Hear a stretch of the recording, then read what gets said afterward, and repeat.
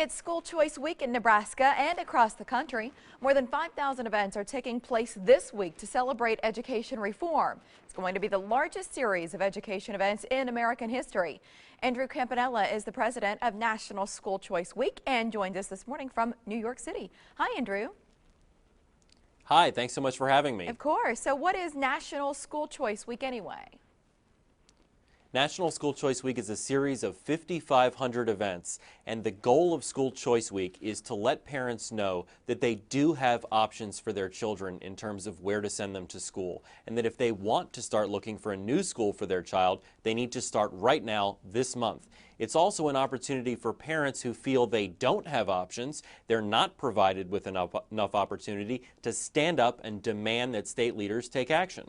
So what about Nebraska? Do you rank states nationally? And if you do, where do we fall? You know, we don't rank states nationally necessarily, but I will say that I think Nebraska has a ways to go to provide parents with more opportunities. There aren't enough school choices for families in the state, even though choices do exist. So what I would encourage parents to do is write to their legislators, let them know they want more opportunities. They want public charter schools. They want the ability to send their child to private school using a scholarship. And it's important because states like Florida, Georgia, Arizona, they do offer these programs, and these states are able to compete better because they do. In the Omaha area here, we have what's called a learning community where parents can choose, in some cases, the school that they think best suits their child. What do you say to parents? What should they be looking for, those characteristics in a school where they do have choice? Sure. Well, you do have some choices, so that's important to note. And the first thing I would say is start looking right now. Don't wait until the spring or the summer. Right. All the seats in the good schools will fill up.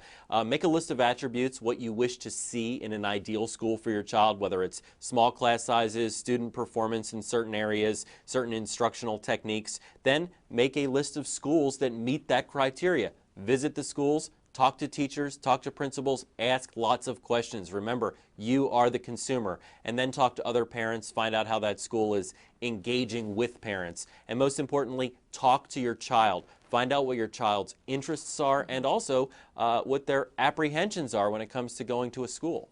Well, the amount of time we research, let's say buying a car, getting your child's education right is one of the most important decisions or choices we can make, so spend the time. Are there any events, you mentioned 5,500 across the country, are there any locally here that you would like for our viewers to know about? Absolutely. There are dozens of events going on all across Nebraska, and on January 29th, a special event that I'm excited about because I've helped plan this one, Bob Bowden, who's an award-winning director, is coming to the Durham Museum. They're filming a new documentary, and the Platt Institute is putting this event on. There's going to be a roundtable discussion about the need for more school choice across the state. So that's January 29th at the Durham Museum, put on by the Platt Institute. Director Bob Bowden will be traveling to Nebraska for the event, and I think it's going to be a good one. Very cool. I didn't even know about that, and I live here, Andrew, so thanks for sharing that with us. Okay. What about a website so our viewers can log on, learn more if they'd like to, whether it's about getting more choices or about making the most of the choices that are available?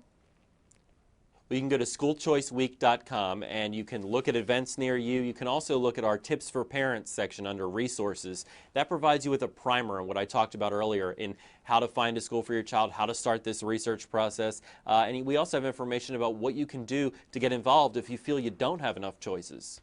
Thank you so much, Andrew. We appreciate your time today. Thank you. All right, January 29th. Mike, over to you.